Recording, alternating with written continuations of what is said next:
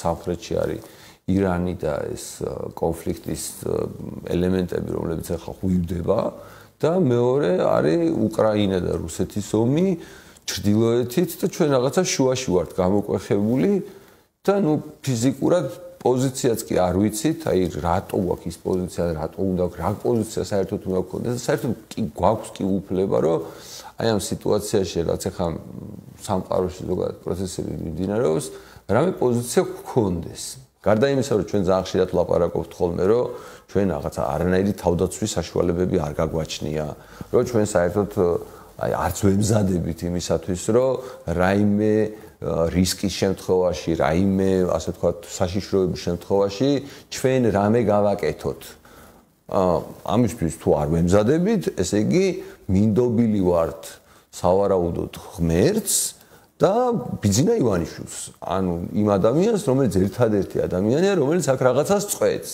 აი ზუსტად ეს ხო გვამსგავსებს თავის მიუხედავად იმისა, რომ ჩვენ ესეთი აგრესიულები არა ვართ ან რაღაცა, მაგრამ აი ის ბოლო პერიოდის ამბავიც ხო სინამდვილეში მაგას გვამსგავსებს, რომ არანაირი განსხვავება, თქვათ, ჩვენსა და აი ამ ავტორიტარული ქვეყნების მოწყობა შორის არ არსებობს. ჩვენ ანალოგიურად ვსარგებლობთ რაღაცა მასშტაბის შეზღუდული თავისუფალი ეკონომიკით, რომელიც კონტროლირებადია ხელისუფლების მიერ და ეს კონტროლირებადი თავისუფალი ეკონომიკა ემსახურება იმას, რომ იმას რა ქვია, პოლიტიკური ძალაუფლება შეინარჩუნოს იმ ერთმა ტიპმა, როგორც მაგალითად არის ჩინეთში კომუნისტური პარტია, იმაში ირანში რაღაც სამღვდელოება, რუსეთში პუტინის რაღაცა ვერტიკალია, ჩვენთან ქოცობა თუ რაც ქვია, ივანიშვილს ხო არაფერი არ შეუცვლია. აი ზოგადად არაფერი არ შეუცვლია.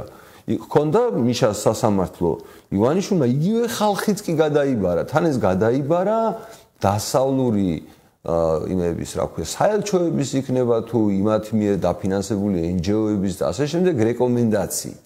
რაღაც კოსმეტიკური ცვლილებები შეიტანა, რომ რაღაცა ცოტა მეტად ჯანდაცვა დააფინანსა თუ ცოტა მეტად რაღაცა დააფინანსა.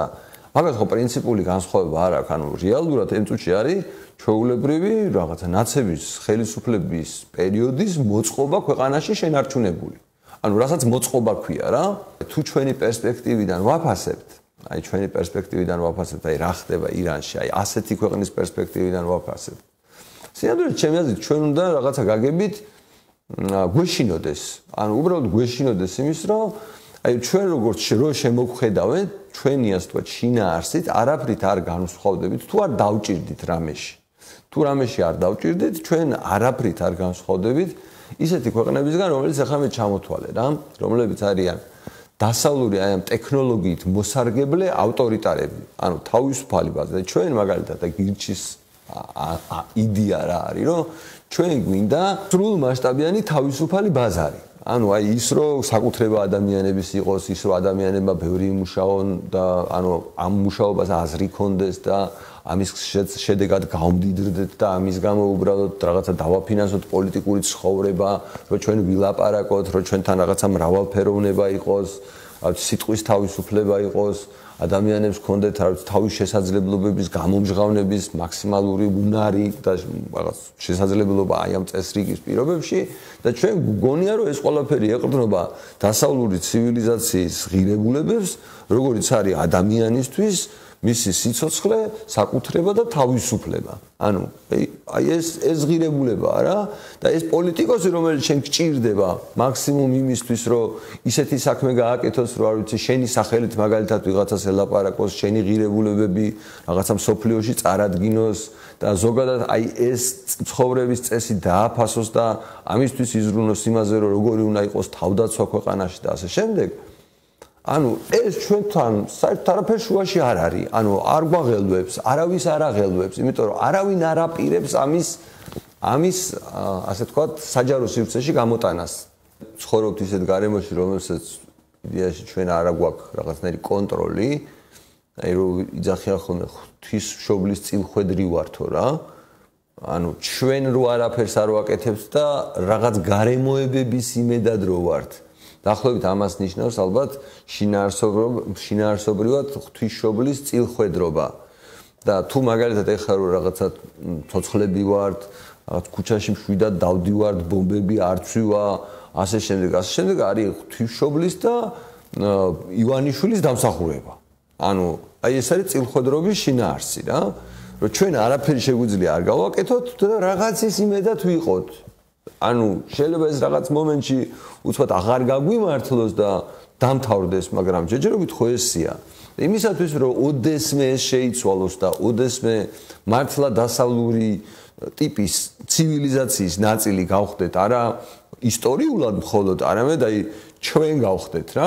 აი იმ ბავშვებმა, რომლებიც მაგალითად ჩვენ გვინდა რომ აღზარდოთ, უნდა დაიწყონ გარკვევა ვინ არიან. ანუ აი კითხვა რომ დასვა, აი მერთხელ პირველ აი ვინ ფიქრი რომ დაიწყო, აი ჩვენ ხო შეათ ვიძახით ხოლმე რომ ხალხო დაფიქრდით, რაზე უნდა დაფიქრდეს, რაზე დაფიქრებას მოვუწოდებთ, ხო?